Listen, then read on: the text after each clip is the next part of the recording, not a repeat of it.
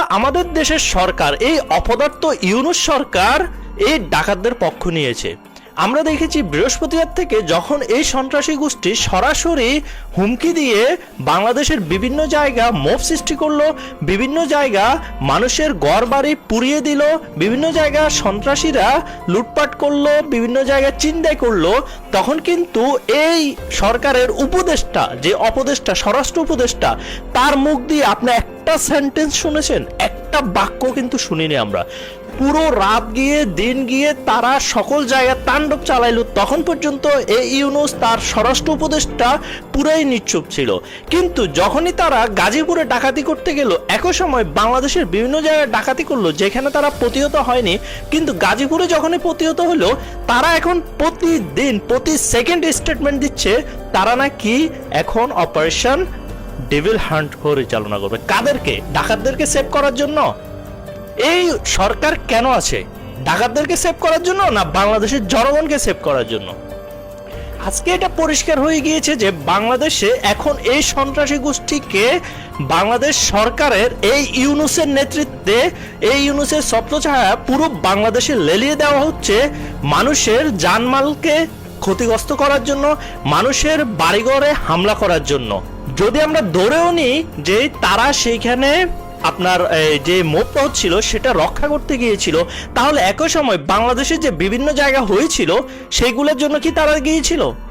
সেখানে তো যখন মিডিয়া প্রকাশ করে ছাত্র জনতারা নাকি সেখানে ভাঙচুর করেছে, তখন তাদের খুব ভালো লাগে।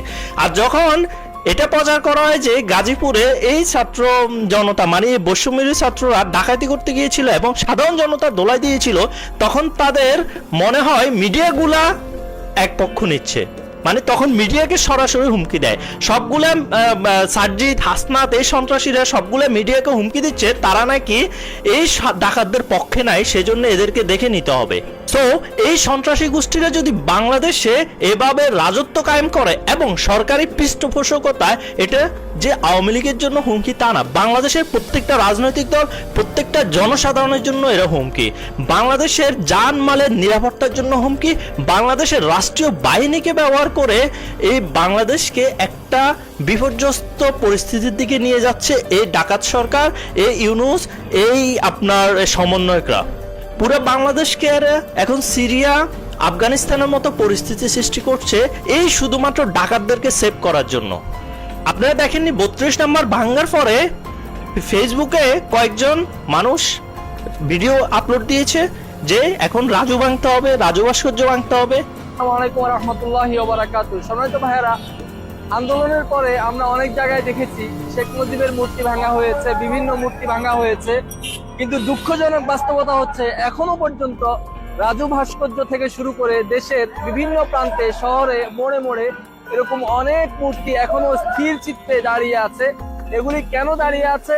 আমাদের আন্দোলনের আসলে কি ফল আমরা পেলাম? এই যে মুসলিমরা জীবন দান করলো, মুসলিমরা শহীদ হলো, এই যে আন্দোলন করলো, এই যে মুসলিমদের শহীদ হওয়া, জীবন দেয়া, এরপরও এরকম মূর্তি থাকা, এটা আমাদের জন্য লজ্জাজনক। আমরা এর তীব্র নিন্দা জানাই। সরকারের প্রতি, উপদেষ্টাদের প্রতি আমরা আহ্বান জানাই, দেশের যেখানে এরকম শিরকি কাজ, শিরকি মূর্তি, মুশরিকদের এরকম কালচার গড়ে উঠেছে, সবকিছুকে ভেঙে চুরমার করে দিতে হবে।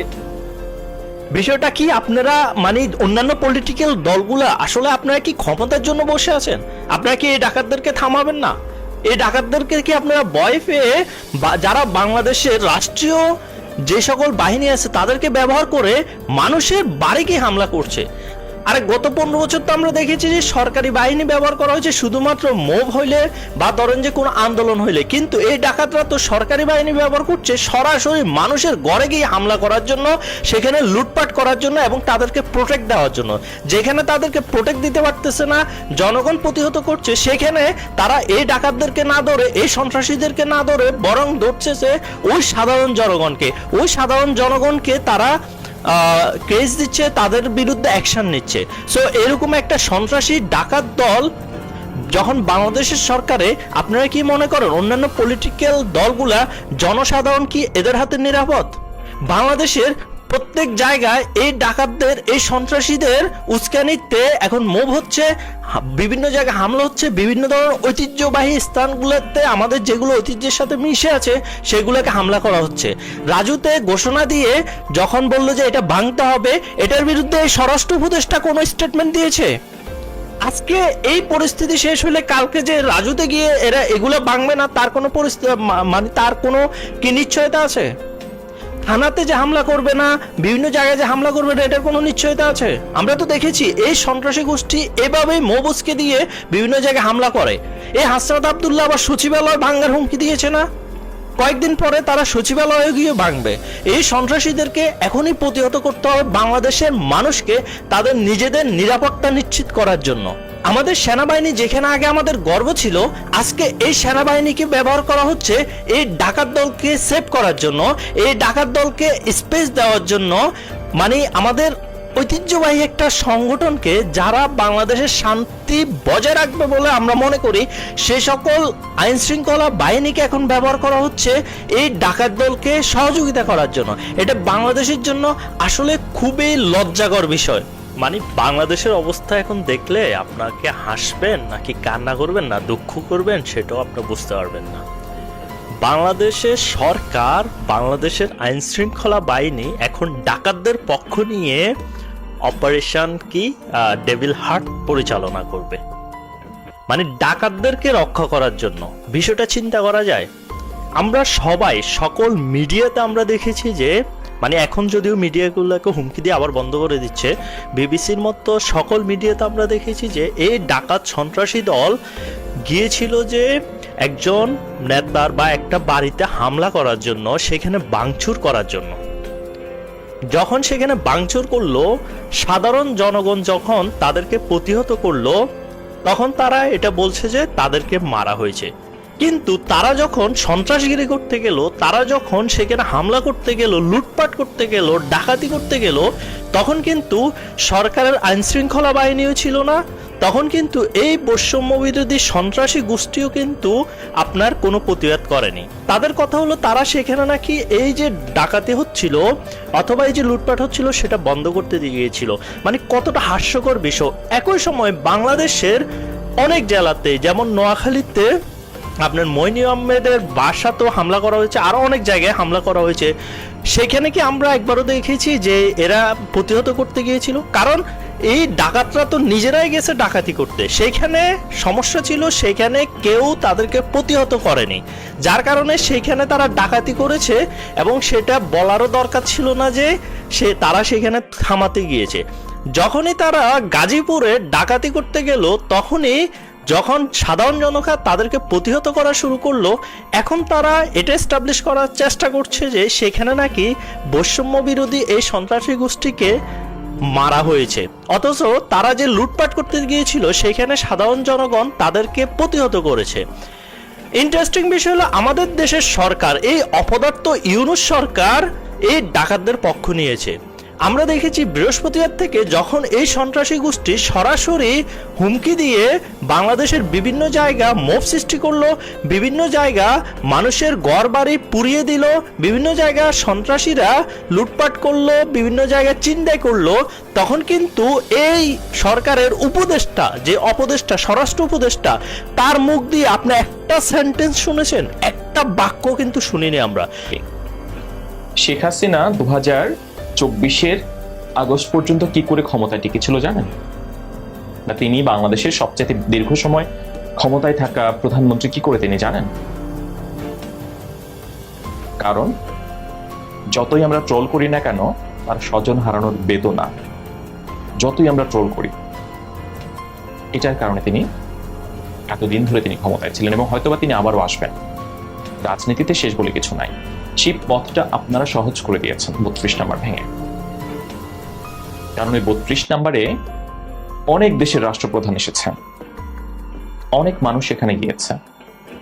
সেই 32 নাম্বারে ধরেন বঙ্গবন্ধুর রক্ত শুকিয়ে আছে সিঁড়িতে, সেটা ছিল। তারপরে দরজায় বুলেটের আঘাত ছিল, বুলেটের গর্ত। এগুলো দেখে মানুষ বঙ্গবন্ধু শেখ মুজিবুর রহমানের প্রতি সহানুভূতিশীল হতো এবং শেখ হাসিনার প্রতি সহানুভূতিশীল হতো। এবং এই আবেগটাই শেখ হাসিনার অন্যতম প্রধানতম ইউএসপি ছিল, যেটি ইউনিট সেলিং পয়েন্ট। এই গল্প, এই ঘটনা পৃথিবীর ইতিহাসে আর কারো আছে? অন্য কোনো রাষ্ট্রনায়ক বাদ দিয়ে অন্য কোনো সাধারণ মানুষের আছে? ডোনাল্ড ট্রাম্পের আছে, জো বাইডেনের আছে, বা নরেন্দ্র মোদীর আছে, বা শি জিনপিং এর আছে, বা ভ্লাদিমির পুতিনের আছে এই গল্প? নাই। কিন্তু পৃথিবীর ইতিহাসে অন্য কোনো রাষ্ট্রনায়ক বা শেখ হাসিনার মতো এই গল্প আর কারো আছে কি? আর কারো নাই। এখন ধরেন আপনারা সেই 32 নাম্বারকে ভাঙচুর করলেন, আপনারা ভেঙে ফেললেন, আপনারা ভাবলেন যে ঘোষণা দিয়ে যে আওয়ামী লীগের তীর্থস্থান সবকিছু মানলাম, ধর আপনারা ভেঙেই ফেললেন। কিন্তু আপনারা জানেন যে এটা আরো বেশি শক্তিশালী হয়েছে 32 নাম্বার। এই 32 নাম্বারে যদি আপনারা আক্রমণ না করতেন, এই 32 নাম্বারে যদি আপনারা আগুন দিয়ে না পোড়াতেন, এই 32 নাম্বার যদি আপনারা ভাঙতে না যেতেন, 32 নাম্বার নিয়ে কি আমরা কেউ কথা বলতাম? সারা দেশে 18 কোটি মানুষের মধ্যে আপনারা ভাবেন যে কত শতাংশ মানুষ 32 নাম্বার ভাঙায় আঘাত পেয়েছে। কারণ তারা বঙ্গবন্ধুকে ভালোবাসে, বঙ্গবন্ধুকে পছন্দ করে। আপনি হয়তো বঙ্গবন্ধুকে অপছন্দ করতে পারেন যারা ভেঙেছেন, কিন্তু আপনি যখন ভাঙলেন, যে মানুষগুলো শেখ হাসিনাকে ঘৃণা করত তাদের মধ্যে আপনি শেখ হাসিনার প্রতি সহানুভূতির বীজ বুনে দিয়েছেন আবারও, এবং সেটা আরো বেশি করে। কারণ এখন 32 নাম্বার দেখে মানুষ ভাববে যে বঙ্গবন্ধুকে এরকম ভাবে আবার আঘাত করা হলো, যে মানুষটাকে 50 বছর আগে সপরিবারে খুন করা হলো, তার বাড়িতেও ভেঙে ফেলতে হবে কেন? মানুষ এটা ভাবতে শুরু করেছে, এবং এটা আপনারা সোশ্যাল প্ল্যাটফর্মে দেখবেন। এবং আলটিমেটলি এটাতে কি হলো? শেখ হাসিনা লেটার মার্কস নিয়ে পাশ করলো এই ঘটনায়।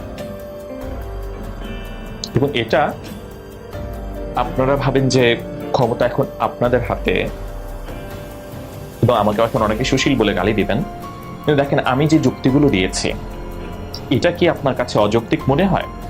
আপনারা বলবেন যে খালেদা জিয়ার বাড়ি ভেঙে দিয়েছে তাই আমরা ভেঙে দিচ্ছি, এটা আপনাদের যুক্তি একটা হবে। একটা যুক্তি হবে যে শেখ হাসিনা এত বছর ধরে গুম করেছেন, দুর্নীতি করেছেন, অর্থ লোপাট করেছেন, সে কারণে ভেঙে দিয়েছে।